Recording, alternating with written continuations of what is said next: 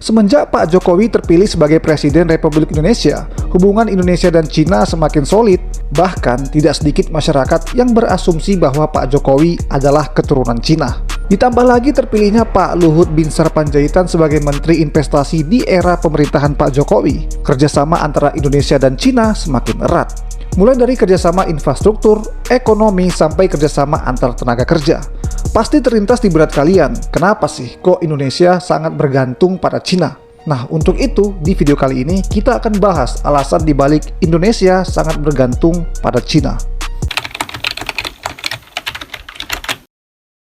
Kerjasama Indonesia dan Cina atau yang dikenal dengan hubungan diplomatik kedua negara ini dimulai pada tahun 1950. Pada masa awal ini, hubungan Indonesia dan Cina cukup erat, terutama dengan adanya solidaritas Asia-Afrika yang dideklarasikan pada Konferensi Asia-Afrika di Bandung tahun 1955.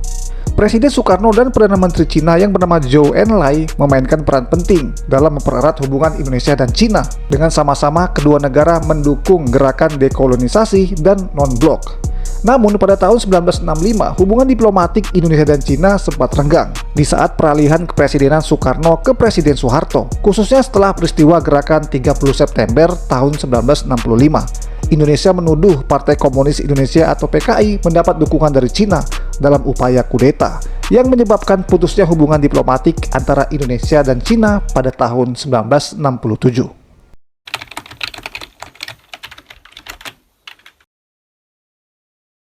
Setelah berakhirnya Perang Dingin dan reformasi politik di kedua negara, hubungan diplomatik antara Cina dan Indonesia mulai dipulihkan. Pada tahun 1990, kedua negara sepakat untuk membuka kembali hubungan diplomatik secara resmi. Pemulihan ini ditandai dengan kunjungan resmi pejabat tinggi dan penandatanganan berbagai perjanjian kerjasama di berbagai bidang, termasuk ekonomi, budaya, dan teknologi. Pada tahun 2005, kedua negara menandatangani perjanjian kemitraan strategis yang mencakup kerjasama ekonomi, keamanan, dan budaya. Dalam bidang ekonomi, Cina telah menjadi salah satu mitra dagang terbesar bagi Indonesia. Investasi Cina di Indonesia juga meningkat, terutama dalam proyek infrastruktur.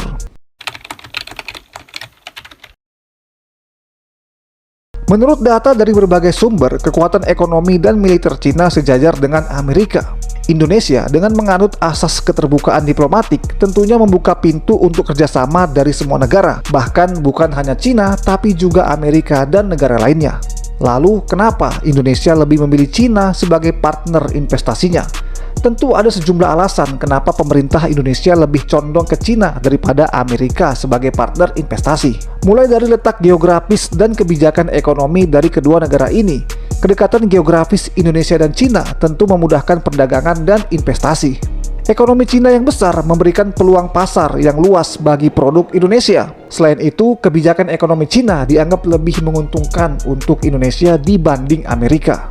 Dikenal sebagai negara pengendali ekonomi, Amerika terkadang membuat kebijakan yang tidak menguntungkan untuk Indonesia. Untuk itulah Indonesia lebih memilih Cina sebagai partner investasinya dibanding Amerika.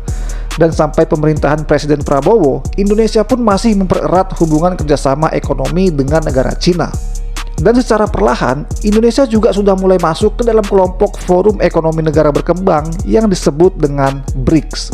Dan apa itu BRICS? Nanti akan kita bahas di konten berikutnya. Nah, itulah tadi beberapa alasan kenapa Indonesia lebih condong ke Cina sebagai partner investasi dibanding Amerika. Apabila ada kesalahan pada informasi yang saya sampaikan, saya mohon maaf. Dan apabila kalian suka dengan informasi ini, mohon bantuannya untuk tekan tombol subscribe.